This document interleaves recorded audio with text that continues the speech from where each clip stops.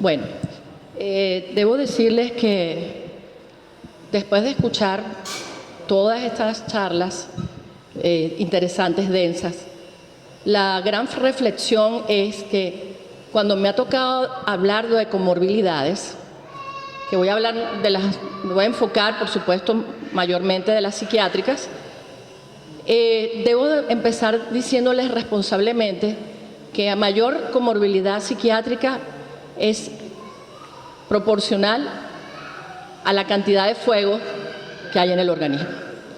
Definitivamente, sí se enferman de trastornos psiquiátricos estos niños, pero no podríamos decir cuáles son, si son enfermedades psiquiátricas primarias, es decir, que las heredan de sus padres, porque realmente el autismo, el trastorno del espectro autista, no es un trastorno psiquiátrico, es un trastorno de neurodesarrollo, como todos hemos hablado durante toda la mañana.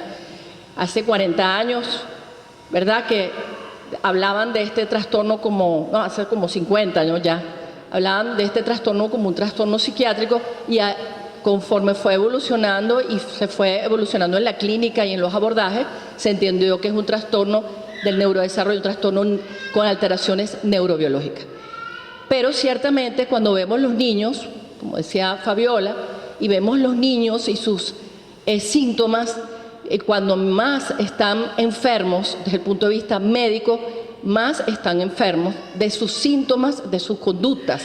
Sus conductas cada vez son más aparatosas y realmente más preocupantes y conllevan a la desesperación, tanto familiar, del medio, al medio escolar, donde ellos conviven. Y ciertamente es lo más preocupante y lo más difícil de abordar.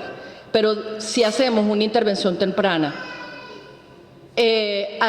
actuamos sobre sus sistemas biológicos y sobre todo lo que hemos hablado durante la mañana, probablemente los porcentajes que ustedes van a ver van a ser menores. Y esta comorbilidad va a ser menos severa, porque además cuando se presentan son muy difíciles de abordar.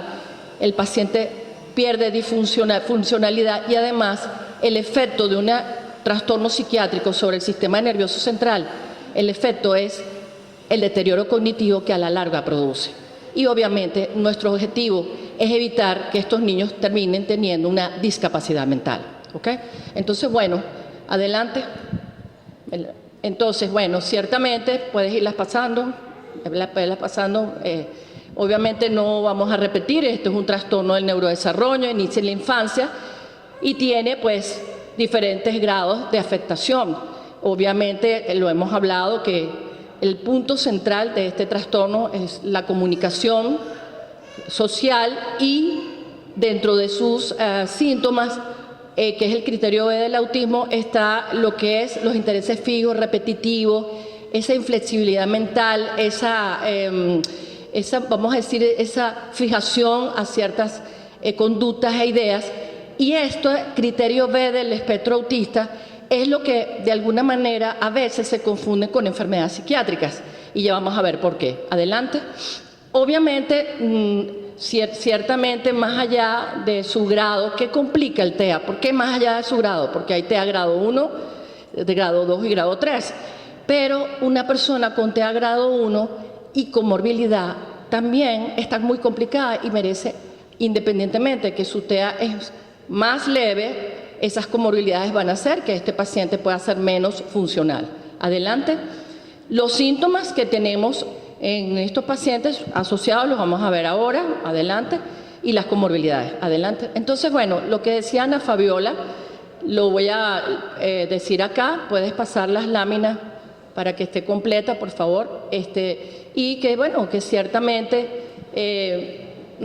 déjamelo allí, por favor. Lo que hablaba Ana Fabiola es que la enfermedad debe tener un origen conocido, un tratamiento médico, tener pautas comunes, un pronóstico, un diagnóstico fiable.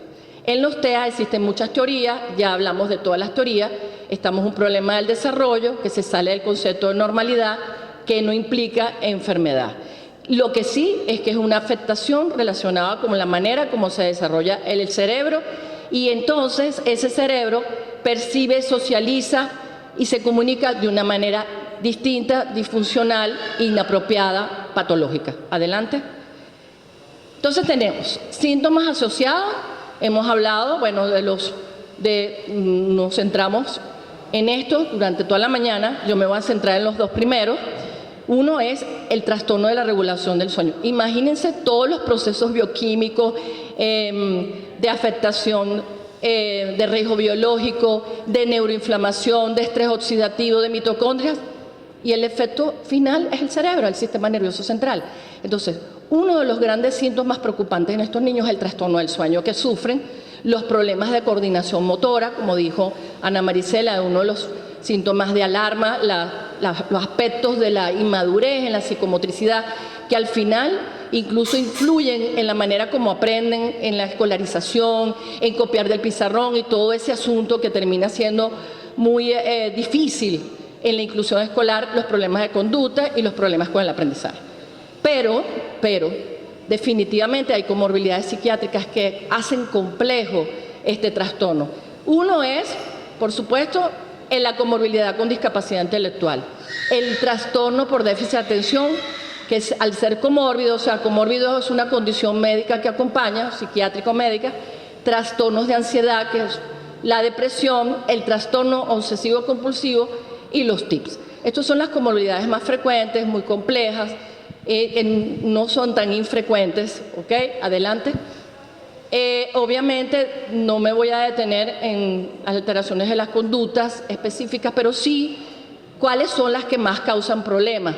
Lo que hablaba la licenciada, las conductas sensoriales atípicas, la inflexibilidad y insistencia en la rutina, la baja tolerancia a la frustración, la frustración por no reconocimiento de dificultades en el aprendizaje. Todo esto, adelante, desde lo mínimo, ¿no? Entonces, fíjense, tenemos los trastornos del sueño. En la población general, este porcentaje de 10 a 30% estoy segura que ya ha aumentado con todo lo que es la pandemia, el uso de las redes sociales y todo el asunto de alteración de la melatonina y el exceso de cortisol, de que las personas cada vez tienen más problemas. Pero en los niños con TEA hay una comorbilidad del 44 a 83% de los trastornos del sueño. Entonces, tienen insomnio, dificultad para dormirse, incremento de despertares nocturnos con dificultad para conciliar el sueño, despertar temprano, somnolencia diurna y alteraciones funcionales en la eficiencia y calidad del sueño.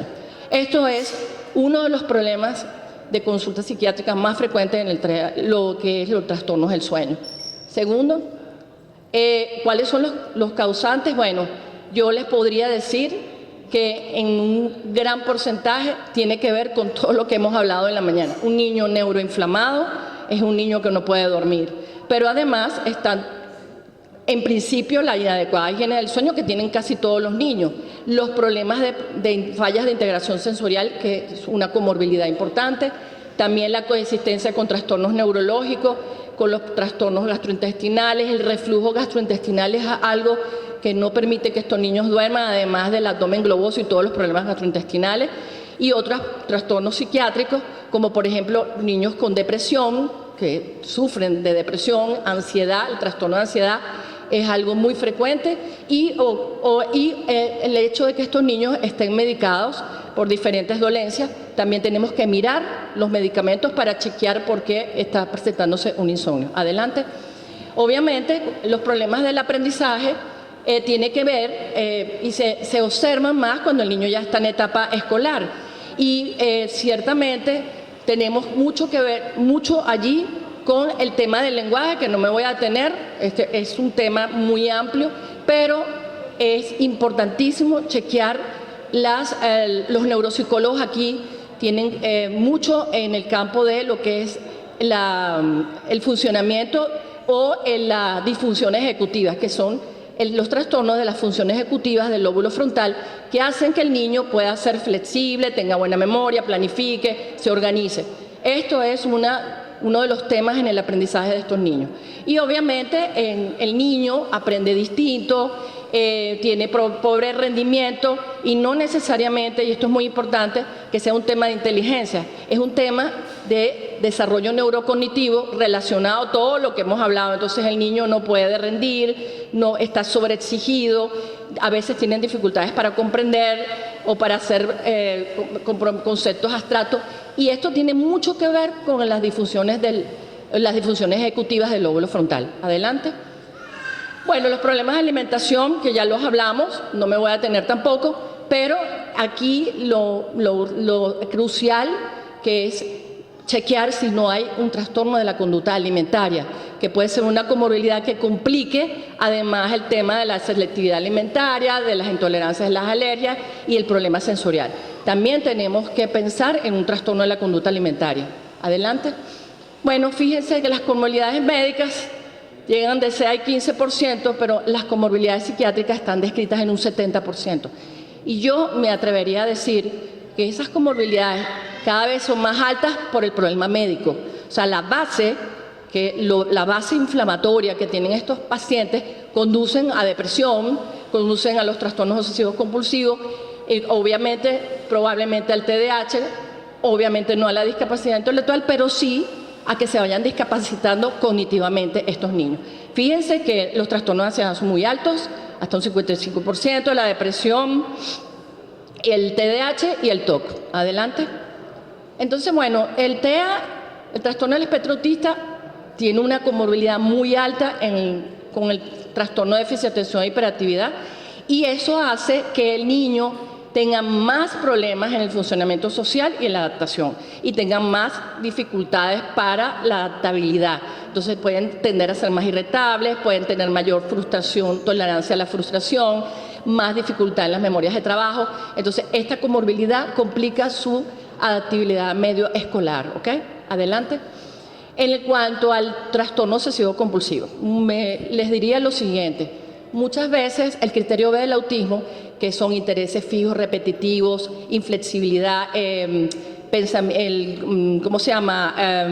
fijo, repetitivo, restringido e inflexibilidad mental.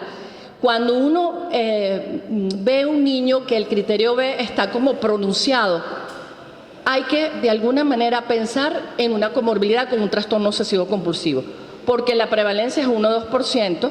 Si tenemos un TOC en un niño con TEA, es un niño que está siempre muy ansioso y además le cuesta el funcionamiento, que es un trastorno que obviamente puede ser crónico, deteriorante, o sea, va a complicar el trastorno del espectro autista, y además las ideas o los pensamientos o ideas repetitivas que tienen estos niños, además de angustiantes, no los dejan comer bien, se vuelven más selectivos para comer, no pueden dormir, y el niño está continuamente moviéndose con el pensamiento rumiante todo el día.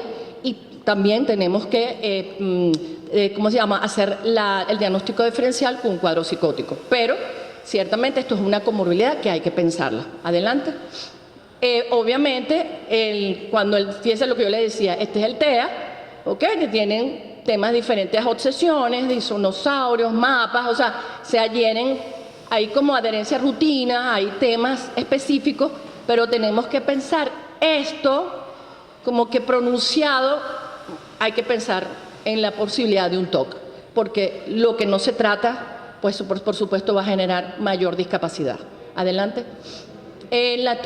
Algunos niños que tienen TEA tienen tics y también están presentes esa comorbilidad. Los tics son movimientos musculares repentinos, rápidos, recurrentes, no rítmicos, que varían con el tiempo, tienen un patrón errático, tienen predominio en la cara, en los ojos y en los miembros superiores. ¿Okay? Ojo, una cosa es las estereotipias de los niños, que son movimientos repetitivos, rítmicos, y otra cosa el tics. Cuando hay tics tenemos que pensar en un trastorno de la Tourette, que son trismotores, múltiples y difónicos. Y además verlo en el tiempo porque también son muy discapacitantes. Adelante. La ansiedad tiene una manifestación clínica diversa. Obviamente, todo el que ve a un niño con autismo piensa ese niño está muy ansioso. La primera, vamos a decir, observación, apreciación, que están muy ansiosos, ¿no? Que tienen miedo, que siempre están como intranquilos. Adelante. Pero la ansiedad puede ser generalizada y el niño estar irritable. Fíjense que un niño con TEA que puede tener todo esto, puede tener, yo estoy segura que el doctor Andrés, la doctora Noriesa, todos los que trabajan en esta área, vemos niños todo el tiempo así. Pero ¿es un trastorno de ansiedad primario o es secundario a todo lo que hemos hablado? Eso corresponde a cada evaluador y a cada clínico entender la dimensionalidad del asunto. Pero en todo caso, les puedo decir que hay que tratarlo todo. Todas esas aristas hay que entenderlas. Adelante. Y obviamente los niños tienen ansiedad social, pueden tener autoagresividad o heteroagresividad y no ser un problema de conducta, por cierto, y tienen conductas compensatorias y también la estereotipia es una manera de compensar la ansiedad. Adelante.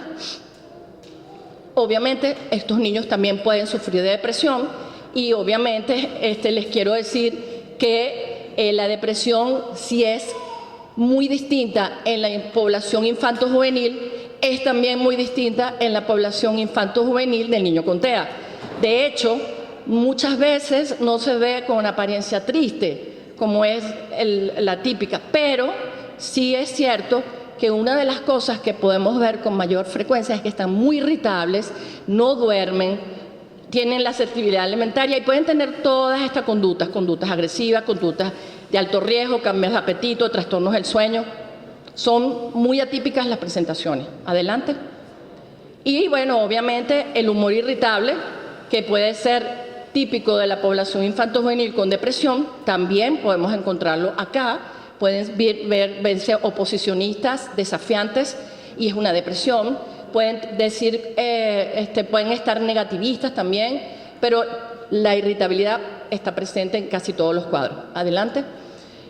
Adelante. Ok, este es un diagnóstico que el DSM-5 explica como un trastorno del humor. Lo veo con mucha frecuencia en los trastornos del espectro autista y una desregulación disruptiva del estado de ánimo.